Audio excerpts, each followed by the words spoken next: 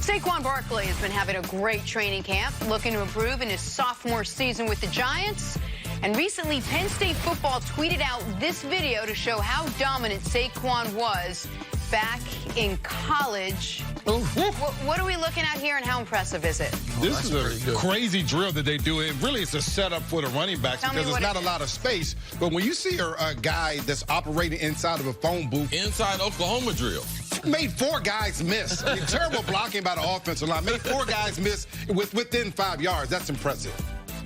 That's Penn State, though. Ain't a whole bunch of guys on the other side in the NFL. Oh, he catches air. Linebackers? Penn State linebackers? Yeah, about 20 years, man. Yeah, 20 years. Oh, okay. 20 It's years been a while? Yeah. Why? But we've seen him do this in the NFL, though. We've seen him do he's just that. now. But why is everyone so close? Because it's the drill. It's like an Oklahoma drill. Yeah, the drill is to do it in a compact space. If he had the whole field, it would be super easy for him. But if because he's so much faster than him. Just get out of the problem, You don't think he's Jenna. gonna hit The guy on the right lost his responsibility. He went chasing the play this way. He should have stayed out there and been waiting on Barkley. But, yes, impressive skill for a running back to build reverse field in them tight quarters. Oh, so you just have a little space to work in.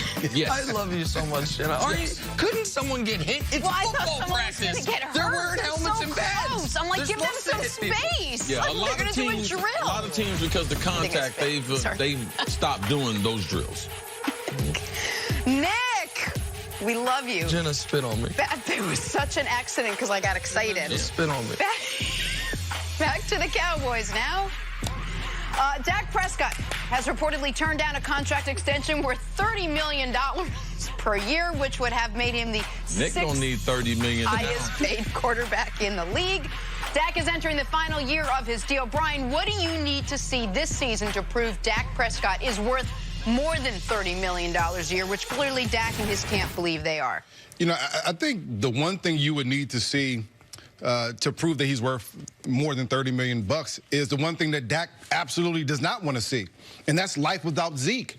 In order to be a $30 million-plus quarterback, you have to be successful without the addition, really, of a run game. We've seen a lot of guys do it. It starts with Brady. Obviously, Aaron Rodgers has done it. Those are elite-level quarterbacks, but they don't have a run game to support them. Dak hasn't been able to carry a football team without the help of Zeke. Zeke has been the guy ever since he's come into the league. They came in together. Now, I'll say this. The market, like you mentioned, CC, the market says it's simple. If you're getting paid, you look at the next guy that just got paid right before you. Dak is looking at Carson Wentz and saying, hey, well, you got 107 in guarantees. You got $32 million per year. And just so you know, and I love Carson Wentz. I think Carson Wentz is a talent. However, Dak has more passing yards. He has a few less touchdowns, a few less interceptions. And most importantly, he's been available for almost all their games, where Carson Wentz has not. So he's absolutely looking at Carson's contract and saying, well, if he's going to get 32, I have to at least get 32. That's our starting point. I think that's what Dak is thinking. And so I get that that's what Dak is thinking. I don't think that is what the league would be thinking, though. If Dak Prescott and Carson Wentz were both available, is there any team in the league that would say I'd rather have Dak? Nope. I don't think so. And I think even though Carson has, the health concern is legitimate. It is real. And I would argue Dak has shown a higher level, if you can do this, of intangibles, of leadership, of locker room guy than Carson has shown over their same 3-year versions of their career. Yeah, but there's only one Carson Wentz, bro. Yep. I remember I was going through a contract negotiation. They said, yeah, we believe you're in par. Jerry Rice is the best, but we believe you and Michael Irvin are right there coming up as the second best receivers. I called him on the phone. Called Jerry Rice, had his number, called Mike Irvin. Mike, it's the playmaker. I'm not available. I gave the phone to the general manager. He's like, what do you want me to do? I said, Mike Irvin, he's not available. So I'm all you got. I am Michael Irvin to you. I am Jerry Rice to you. So I want the same price that they are getting with their respective teams, and that's what Dak and his argument will be with the Cowboys, the precedent that has been set in the league. That's the most compelling argument any guy has. It's more powerful than the stats. That's how Michael Thomas gets $20 million. Yep. If Michael Thomas can get $20 million, you tell me a quality quarterback in the league can't get $30 million? Absolutely, because wide receivers are easier to find than quarterbacks. We seem surprised, or CC doesn't, but a lot of people were surprised that he turned down this deal. Do you think the Cowboys were? I mean, do you think the Cowboys thought, all right, we're going to make him this deal, this will be easy, we'll wrap this up, and then we can move on and deal with Amari and Zeke? Well, I think that this is very hard to judge when we don't know the important number, which is not the per year number, it's the guaranteed number. If this is, let's just call it standard guarantees, which is usually first 2 years fully guaranteed, third year partially guaranteed. If this deal had standard guarantees in it, then I'd be a little surprised if I were the Cowboys and he didn't take it. $30 million a year, it's going to make you one of the 6 or 7 highest paid quarterbacks in the entire sport when nobody, not even Deke's friends and family, think he's right now. I'm sorry, Dak's friends and family think he's one of the 6 or 7 best quarterbacks in the sport, even though it's his turn, all that stuff. With standard guarantees, to me, that would be surprising. I thought going into this offseason, the Cowboys were hoping to get Dak for around $25 to $28 million a year. Once Carson Wentz got his deal, it was clear it's going to be around $30 million per year, even if it's not something I'd be comfortable with.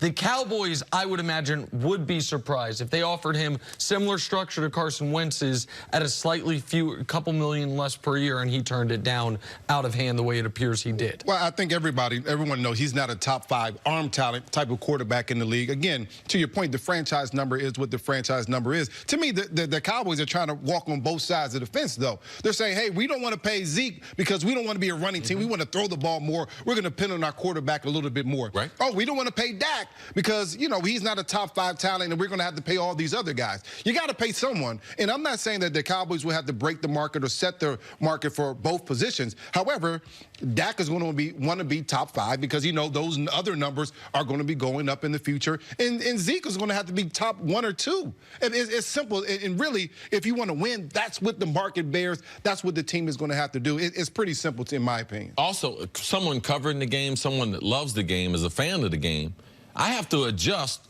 what $30 million is going to get you. I know Matthew Stafford, his deal's a couple years old at $27 million, 27 plus. I know Jimmy Garoppolo, his deal is at least a year old at 27.5. But if you want to watch the NFL and enjoy it and not put these price tags, you have to do some of the same things we do in the NBA. Al Horford, is he a max player? No, but if you need him, it's going to cost you around those amount of dollars. In the NFL, if you get your mind set on Kirk Cousins' deal at $28 million, and, oh, man, anyone who makes that kind of money or above, if they haven't been million, wide receivers are making $20 million. You don't think a quarterback is not going to get $30 million? Then I don't know what product then you're looking at. The only question I would ask, and it's clear the Cowboys are not asking this question. We're yet to see a team ask this question, but I do wonder if the day is coming. If they were to ask themselves, how many guys, it's not like when they took Dak Prescott, they were like, oh my God, we know, we have found the next guy. They thought it was going to be Tony Romo's backup. How many guys could have behind, at the time, the best offensive line in football, with Ezekiel Elliott, with that infrastructure in place, could have been as successful as Dak? And therefore, that $30 million that we have earmarked for a quarterback, are we better off paying Zeke, paying Amari, re-signing all our defensive players, and running this back again with another quarterback that we draft? Just like we found Dak, and having another cheap quarterback. Now, no, they found Dak by accident because Tony Romo got hurt. Yeah, if you continue to do that equation, well, what does New Orleans do? We got all these receivers. We got Sean Payton. Do we sign Michael Thomas? He's only a second-round pick. We found him. Maybe we'll find another one. No, if you find them and you develop them, you have to pay them.